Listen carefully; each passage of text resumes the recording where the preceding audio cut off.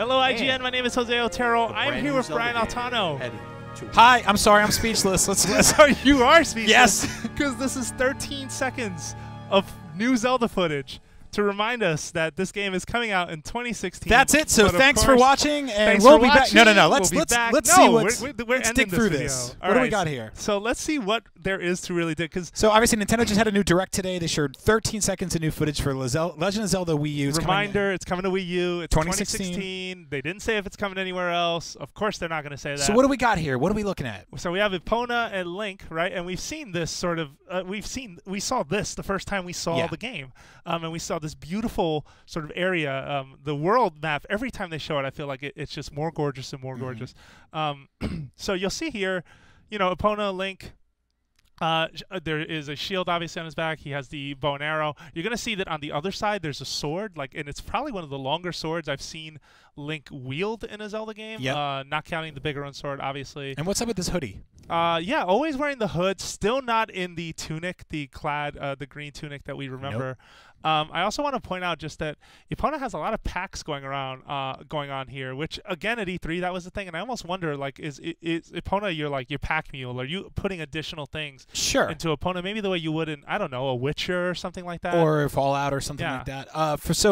Which would be interesting because that would mean for the first time ever you can actually see where Link is carrying the hundreds of bombs and rupees and other stuff. That'd be kind of fun. Or if there were limitations on what you could carry. Now that is his sombrero, right? Where? No, that's not a sombrero. That's his shield. Good try.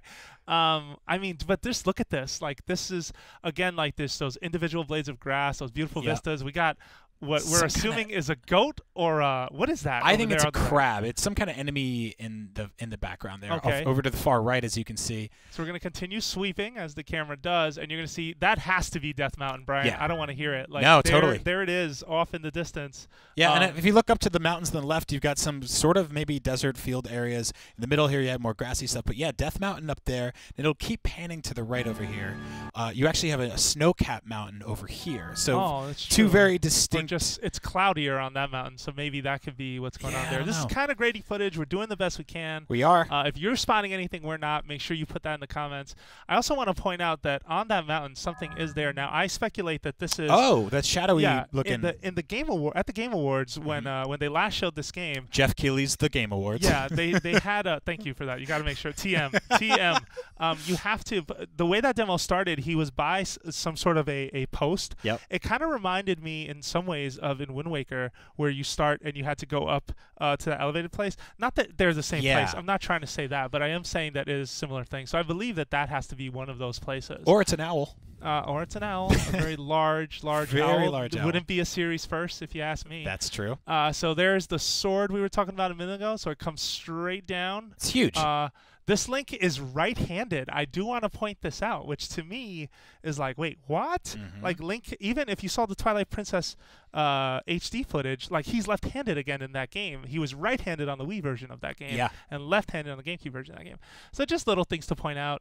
Outside of that, there's just not much here. Hold on, wait, goats. Wait, what is that? Another goat in the background. Lots of goats. Lots of goats. A lot. I mean, this game. I mean. Are you impressed? Are you impressed by how? Of course, I'm impressed. Yeah, this looks fantastic. Let's look at it one more time. Yeah, no. So what I really love is just how everything flows. It's got this kind of Wind Waker meets Shadow of the Colossus kind of feel to it, where there's a waviness to everything. There's an intricacy to the way things are animated. They aren't stagnant. Everything is very flowy and watercolory, and I love that. Yeah, the gallop on Epona. Look at the grass there. The butterflies shooting out, which hopefully you'll be able to catch with a net. I especially love when Aonuma first showed this game at E3 in 2014. Just that each individual blade of grass is moving in the wind, and it does remind me in a lot of ways of in Wind Waker, just those tiny details, when you see the wisps of wind sort of go by. Sure, that little lens flare down there, yeah, absolutely. Yeah, now this game is shaping up to look really good. They're actually doing some cool technical tricks if you scroll back a little bit with just the background stuff there. Now, obviously, it's a Wii U. It's not running on a PS4 or an Xbox One or a high-end gaming PC, but there is some cool sort of motion trickery happening in the background to make things look like they go on for forever and ever. So I really appreciate that. And based on what we've heard, if that's true, that you can climb any of these places, that if you can see it, you can reach it. If this game lives up to that promise, I mean, man, I am so excited for this. this is pretty much the most we could do, stretching this footage out for, what is it now? This 13 seconds of footage stretched out, probably much too long. But regardless, for all of your Legend of Zelda coverage needs, make sure you keep it right here at IGN. 2016.